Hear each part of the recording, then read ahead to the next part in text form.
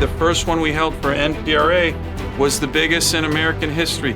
NPRA has now, David, become probably the hottest oil and gas basin in the world, right? All these big energy companies came back. And at the same time, we did these things called Congressional Review Act resolutions that are laws that President Trump signed. And what they are is they rip out all the previous regulations by Biden to lock up our state. And what that does, when you rip out those regulations, the president signs that rescinding of regs into law, it makes it so the federal agencies can't go in and re-regulate that area. So now we have certainty for years, for now decades, to energy companies saying, hey, come back to Alaska. We know Biden tried to drive you out. We know Schumer tried to drive you out. Americans are capable of achieving extraordinary things when they have the freedom and opportunity to do so. This is American Potential. Hi, everyone, and welcome to the American Potential Podcast. I'm your host, David Fromm. You know, when most people think of Alaska, they picture, snow-covered mountains, moose, grizzly bear, maybe the northern lights. But what not everybody always realizes is that Alaska is one of the most energy-rich places in America and in the world. Today, we're going to talk about energy with a guest that we've had before, Alaska Senator Dan Sullivan. He served as Assistant Secretary of State for Economic, Energy, and Business Affairs, and before that ran Alaska's Department of Natural Resources. So he knows a thing or two about natural resources and energy. He's also been Alaska's Attorney General, and since 2015, he's represented Alaska in the U.S. Senate. And before all of this, Senator Sullivan spent 30 years serving our nation in the United States Marine Corps. So I want to welcome back to the podcast, Alaska's U.S. Senator Dan Sullivan. Senator, welcome. David, thank you. Thanks very much, and great to be back on the show. Awesome. Well, thanks. Well, we were discussing before we came on. I've just loved Alaska. I've had the opportunity to do a lot of work there and spend a bunch of time up there, and it's just everyone knows it's a magical place or mysterious to them. But what? I'm sure everybody asks you about being from Alaska and representing Alaska. Like, what do you tell them about your home state? Well, look, I just say it's the greatest state and the greatest country in the world, right? And I believe that. There's so many magical things about Alaska. I fell in love with Alaska when I fell in love with a beautiful Alaska Native woman, my wife, Julie. We got married in Fairbanks, coming up on 32 years. Congratulations. Thank you very much. So, but it's kind of what you just described. It's such a great state that kind of looms large on the imagination of the American people, the last frontier, the size, the beauty, the majesty. But it's also a place not only with incredible people, and I mean incredible people, I'm so honored to represent them, but with huge assets that are absolutely critical to the United States of America. We're going to talk about energy, we're going to talk about critical resources, but also location in our military. One of the things I'm very proud of, David, in my Senate career, you mentioned my 30 years in the Marines, and we can talk about, how I got involved in the Marine Corps. I love the Marine Corps, retired 2 years ago after 30 years on active duty in the reserves, but how strategically important Alaska is for America, right? And we've had a huge military buildup, Coast Guard buildup that's continuing right now that I've led in the Senate.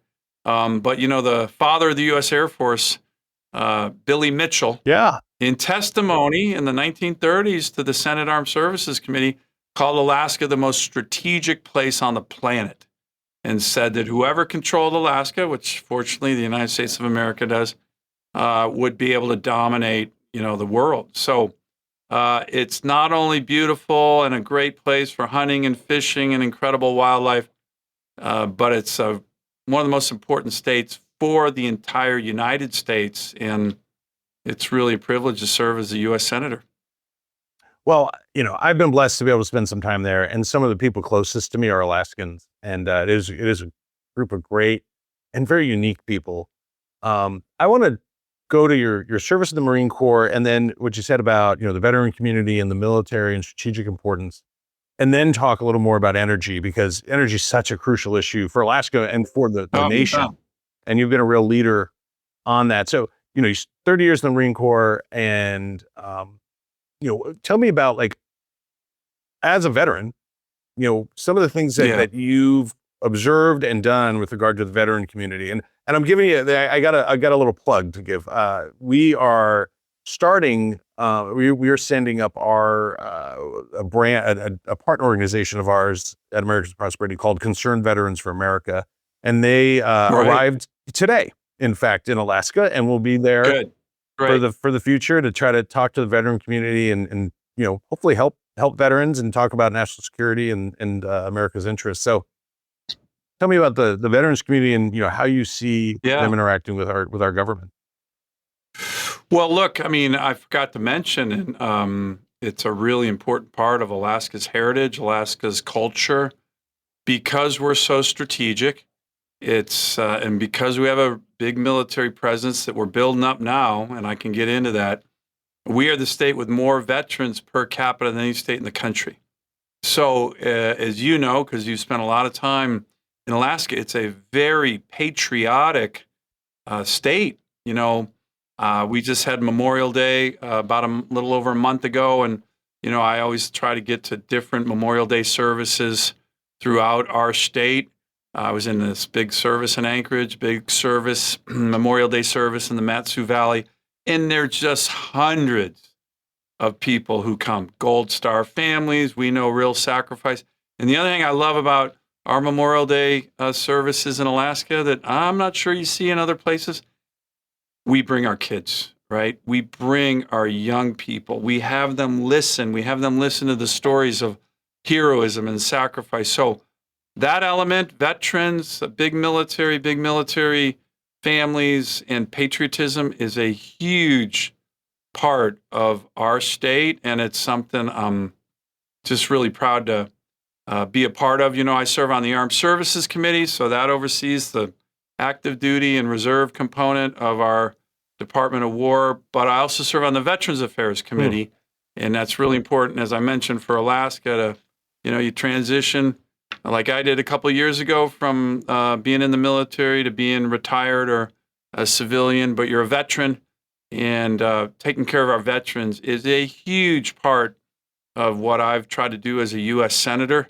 both being on the committee, on the Veterans Affairs Committee, on Armed Services Committee. And so I really appreciate what AFP's been doing in terms of partnering with veterans. It's so important, not just for Alaska, but for all of America. Well, unfortunately, so often the government's fallen short of the promises it's made. And I think we've been trying to make up ground there and make sure. I mean, it's unbelievable to me. We talk about stories on this podcast all the time of veterans not getting the care that they're promised or that they need. Yeah. I think that this president and some prior Congresses have tried to rectify some of that, but we still got a long way to go. So I appreciate the work that you're doing there. Yeah, it's hugely important. And, what you just said, it's getting the veterans, and I always say this to veterans, right? In Alaska, it's getting the veterans the benefits that they have earned. They have earned. And some of them, the real hard way, right? You got combat vets who have wounds and war wounds. And, so a big part of my job, and I got a great team back home in Alaska, a really good team, is getting out to the veteran community saying, hey, guys, if there's a problem you have with the VA, don't try to take them on. That's a big bureaucracy. Call my office and let us kick in the door and get you the benefits that you have earned. And so that's a big part of my job as a senator. It's not just legislating and things like that. It's doing the casework for veterans and other Alaskans who need help with their federal government, and it's really an honor to serve them. So how did you go from being in the Marine Corps to getting involved in public policy and then eventually elected office? What was that journey like? Well, my journey in the Marine Corps was a little bit, it was a little bit interesting. I come from a big family, big Irish Catholic family. My dad served in the Navy. I had 5 uncles and great uncles serve in World War II, so it's a very proud tradition in my family. So, the military was kind of always around me. When I went to undergrad, I went to Harvard, which was a very anti-military place. I thought about joining the military when I was there. I didn't. That place wasn't really an institution that encouraged that. And then I was at Georgetown, and the Gulf War, the first Gulf War, happened in 1990, and I went down to the Marine Corps OSO, the Officer Selection Office, and I said, and I was going to grad school, and I said, I want to join. I want to sign up. I want to be an infantry officer, and I want to go fight in the Gulf War. And this is in the fall of 1990. Kind of let my dad in on it. My girlfriend, who's now my wife of 32 years, my wife Julie, incredible woman, was very supportive. But my father, who was also supportive, he gave me probably some of the best advice I'd ever received. He said, "Hey, son, as a Navy vet, I appreciate what you're doing. I respect what you're doing, but you're going to miss this war." And my father predicted this. This is in the fall, 1990. He said, "This war is going to be over in 100 hours. And you're not going to be able to fight in it. And then you're never going to go back to grad school and finish Georgetown. So my strong advice is don't join now. If you're still motivated when you finish school, then join." And so that's what I did. And so I got out, joined as a infantry officer, reconnaissance officer. And, like a lot of Marines, I was on active duty and reserves over 30 years, deployed all over the world. And, retired just 2 years ago as a full bird colonel. So I love the Marine Corps. I'm Alaska's 8th U.S. Senator. We're a young state, right? We've only had 8 United States senators incredible in our history.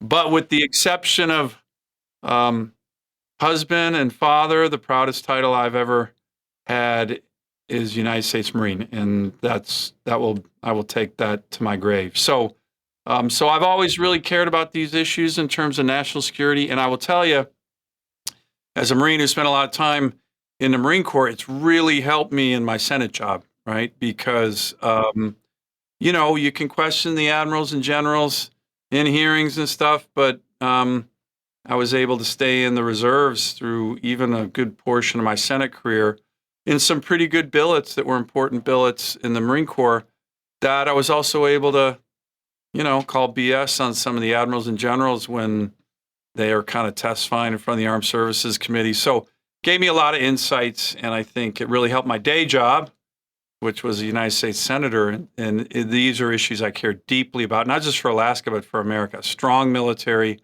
strong national defense, and a lethal military. And, certain administrations, the Biden administration in particular, weren't always focused on lethality for our warfighters. Well, you talk about national security, and another important national security issue that I know you're very familiar with is resource development and energy. Yeah. Alaska is one of the great places in America for this, and there's just a diversity of resource development. What are the different types of energy produced in Alaska? Well, it's a great question, right? I mean, we obviously have one of the biggest basins in the world in terms of the North Slope of Alaska, in terms of oil and gas. We're having this huge renaissance, what I call the Alaska comeback, in terms of what's going on the North Slope. And it's huge oil and natural gas reserves on the North Slope, some of the biggest in the world. But it's also critical minerals. It's also other forms of energy. It's also timber. It's also, believe it or not, water. I mean, we just have so many resources that we need to use for Alaska's benefit, but also for America's benefit. You mentioned I was previously the commissioner in charge of natural resources and energy for Alaska, which was a great job. But when people ask me, David, hey, what are you coming back from? As I talk about this comeback, Well, hey, this is a huge difference between the parties. You know, I have this chart that I've held out for about 4 years now. This was called the Last Frontier Lockup. Okay. What's the Last Frontier Lockup? It was the 70 executive orders that Biden issued during his 4 years in office that was exclusively and singularly focused on shutting down Alaska. This wasn't like an executive order by the Biden EPA that hurt Wyoming and West Virginia.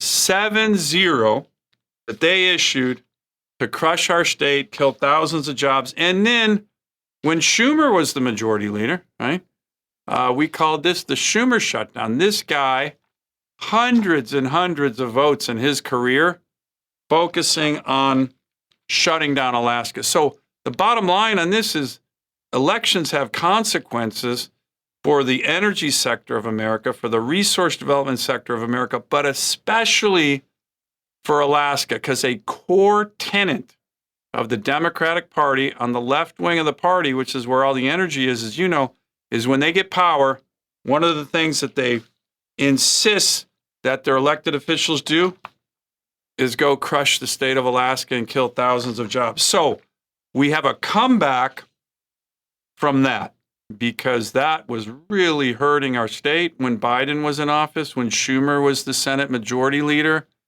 And now I will tell you, David, there are all kinds of things happening in our great state that are unleashing Alaska's extraordinary resource potential. That's great for my constituents, but it's great for America. Yeah. That you talk about the comeback, and it's not by accident. Comeback happened because of leadership. You guys, your leadership for Alaska, President Trump's leadership, the administration he put together. President Trump loves helping Alaska. He is constantly trying to help our economy and move the economy forward. And it's leadership. Well, and President and Doug Burgum and others need partnership in the U.S. Senate to need leaders who step forward and tout recognize the need for resource development and for us to be energy abundant and independent. What are some of the things that you've done and that you're looking to do that help continue to grow energy abundance, and especially for Alaska? Well, look, the biggest thing we've done is what we passed last year. We're almost coming on the 1-year anniversary of the Working Families Tax Cuts Act. And that has so many good things in it for Alaska across so many different areas: the military, the Coast Guard, working families, aviation safety. I mean, it's just historic wins that I quit calling it the Working Families Tax Cuts Act. I actually call it the Alaska Opportunity Act, because there is so much in that bill for the great state of Alaska. So when that bill passed, you might remember the president says, hey, one of the things this bill is really going to do is going to unleash American energy. Well, the president was right, but one of the biggest areas in terms of American energy was Alaska. So there's a whole host of provisions in that bill, statutory provisions that help our state. Let me give you a couple examples. In Alaska, we have this area up here. It's called the National Petroleum Reserve of Alaska, NPRA, right? If you can see that. Mm-hmm. Biden issued several executive orders to try and crush NPRA. NPRA stands for the National Petroleum Reserve of Alaska, set aside by Congress to go drill because there's so much oil and gas potential. We ripped out those Biden regs, and we got mandatory lease sales in the NPRA. That doesn't look very big. That section right there, that's about as big as Indiana. Oh, wow. So it is a big part of Alaska, right? That's how giant our state is, right? I mean, you have to tell everybody that every globe or every map totally shorts Alaska in terms of the actual size. Yes.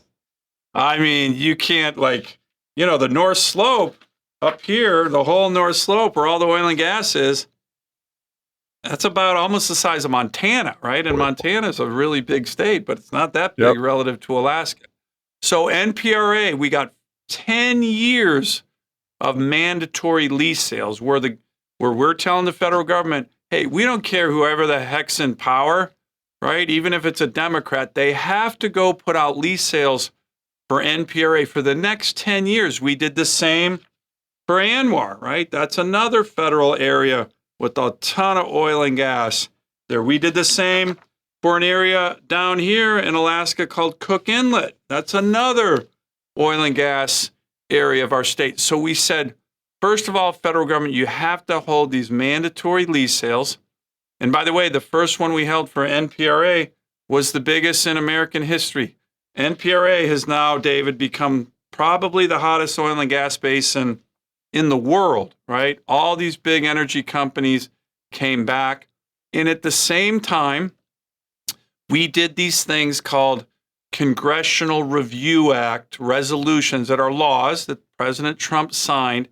And what they are is they rip out all the previous regulations by Biden to lock up our state. And what that does, when you rip out those regulations, the president signs that rescinding of regs into law, it makes it so the federal agencies can't go in and re-regulate that area. Nice. So now we have certainty for years, for now decades, to energy companies saying, hey, come back to Alaska. We know Biden tried to drive you out. We know Schumer tried to drive you out. And you have certainty, long-term certainty to invest in our state. And that's why we're seeing this giant renaissance in terms of investment, oil production. And by the way, Democrats were against all of this. Schumer, Biden, they didn't vote for any of it. But this renaissance, this comeback is happening. It's going to mean hundreds of thousands of barrels through the Trans-Alaska pipeline. It's going to mean thousands of new jobs. I was just on the North Slope of Alaska with Doug Burgum, our great Secretary of Interior. We were at a place called Pitka, which had a brand new oil, first oil event, 80,000 barrels going down the Trans-Alaska pipeline that just started. It was great to be there for that first oil. And we were at another development called the Willow Project, which has a huge buildup, 3,000 workers, David, building that, and that's going to be close to 200,000 barrels a day. These are massive projects, and it benefits Alaska, but this benefits America and makes our country much stronger. Well, the Alaskan, I mean, the whole state revenue, I don't need to tell you, is dependent upon oil. So to fund the government, and I think it's an amazing place where the numbers you're talking about are huge. It's lost on most people, but it's huge. And the fact that we were just sitting on that, not developing it out of a political agenda in the previous administration is just a crime. Well, and look, I'll mention one other from the Working Families Tax Cuts Act, from what I call the Alaska Opportunity Act, is to that issue of revenues. And this helps my state a lot. By 2034, these are all areas of federal lands that we, in the law, mandate lease sales. But by 2034, the split of the revenues going to Alaska, vice the feds, is going to change dramatically. It's going to be about a 70% split to the state versus 30% to the feds. We've been trying to get this done in Alaska for decades. Right now, the split in a lot of those federal basins is either 50-50 or actually 70-30 favoring the federal government. So again, this is going to be more revenues for the people I represent, and I was proud to work hard to get that in this bill. That's a big deal. That really is. I know Alaskans are proud big deal of their natural resources, whether it be fish, timber, energy, oil and gas, and it belongs to the people. And I think via the Constitution, right? So it belongs to people. And one final point, we're proud of our resources, but we're also proud of the way in which we develop these, right? We have the highest standards on the environment, on development in the world, right? So if you're producing energy in Alaska, you're using the great American worker, you're producing revenues for our great nation, and you have the highest environmental standards on the planet Earth. That was one of the reasons I literally brought this chart when it was about 50 executive orders into an Oval Office meeting with Joe Biden. Really? And I said, Mr. President, what are you doing? Why are you shutting down my state? Why are you killing all the jobs in Alaska? We have the highest environmental standards on the planet Earth. We need American energy. You're sanctioning Alaska more than you sanction Iran and Venezuela. And they're terrorist states. And my citizens are Americans. You know, he was clueless. He didn't have an idea. But all of these reasons are reasons why, you know, the Alaska comeback matters to my constituents, but it really helps the whole country. Well, it's absolutely true. Just as we wind down, what are some things that you'd like to see happen going forward? Well, look, one of the things we're working on right now, and I will tell you, the president and his team have been fantastic on this. It's a project that I have been working on way before I was a U.S. Senator. It's the giant Alaska LNG project. Now, again, on the North Slope, the estimates, if you can believe this, about 230 trillion cubic feet of gas, conventional gas on the North Slope. That is one of the biggest natural gas reserves on the planet Earth. That gas has been stranded, again, up here on the North Slope for decades, right? And what we've been trying to do for decades is build a pipeline in an LNG facility near Anchorage, near Cook Inlet, that can transform that gas to Alaskans and our military. So we would have 50 to 100 year supply of clean burning, low cost energy, which will really transform our state, and then export that LNG to our allies in Asia. You know, it's a 6-day cargo shipment from Anchorage or Cook Inlet to Tokyo. Alaska was the first place to export LNG anywhere in the world. Our original oil and gas basin right here, Cook Inlet, we started exporting LNG to the Japanese in the late 1960s. We had a perfect record, 50 years of never missing a cargo shipment. That Cook Inlet basin near Anchorage is starting to run out, but now we have this giant LNG project. The president, his cabinet, have been pressing this, have been fully behind it. We got to get this done. This will be a game changer, of course, for Alaska. It will completely revolutionize our state. By the way, 20,000 workers would be estimated to build that project. It'll be the biggest LNG project in America, but it'll transform our national security and energy security with our Asian allies in a huge way. It'll strengthen them. It'll deepen our ties to Japan, Korea, Taiwan, and it will be great for the United States of America. So we're working hard on that. The Working Families Tax Cuts Act had provisions that helps advance that project as well. So that, to me, David, is the next really big thing for Alaska, and really big thing for America. Yeah, I know that's been a big part of the news up there, and I hope they get that done. It is really crucial. So as we close out, kind of want to step back a little bit. What would you tell people is the biggest reason to be optimistic about Alaska going forward? Well, first, I would say the people, right? We have incredible people, resilient, tough, hardworking people. As I mentioned, some of the most patriotic people in the country, with so many veterans. But, you know, when you live in Alaska, you got to have a little bit of a toughness, right? A little bit of resiliency. And we have that. So that's the number one reason I'm optimistic. The people I'm honored to represent in the U.S. Senate, I know them, and I know how hard they work, and they have a sense of toughness, but optimism. But also this whole idea of the comeback, right?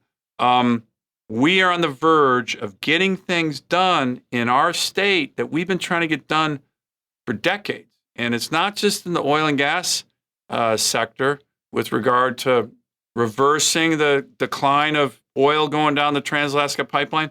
We're not turning that around. It's getting back to what I tried to set as a goal when I was the commissioner of natural resources in Alaska, about 1 million barrels a day of production. We're heading in that direction now because of the policies that we've been discussing today, and that's exciting. The Alaska LNG project is hugely exciting.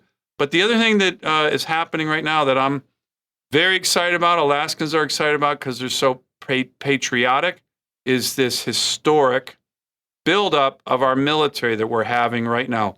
Just last week, David, the Coast Guard Commandant, Mark Wayne Mullen, our great Secretary of Homeland Security, and we announced 4 icebreakers being home ported in Alaska. We're finally building icebreakers. We're going to home port them in our state. Believe it or not, Alaska's never had an icebreaker home ported in our state. The state with the ice has actually never had an icebreaker. We're changing that. That's the funny. President's budget, the Air Force's budget, just put forward a $7 billion recapitalization of our big Air Force base near Anchorage called JBER, Joint Base Elmendorf-Richardson. That's going to make that probably the most strategic Air Force base in the world. So these are all things that are happening, but they're going to take Alaskans to build them. That JBER recapitalization I just mentioned, 4,000 private sector jobs, good union jobs to build out our military. So there's a ton going on in our great state, and it's exciting, and it's going to benefit Alaskans. But my theme here is when Alaska's strong, when things benefit us, it benefits America. And these are a couple great examples of all of these things.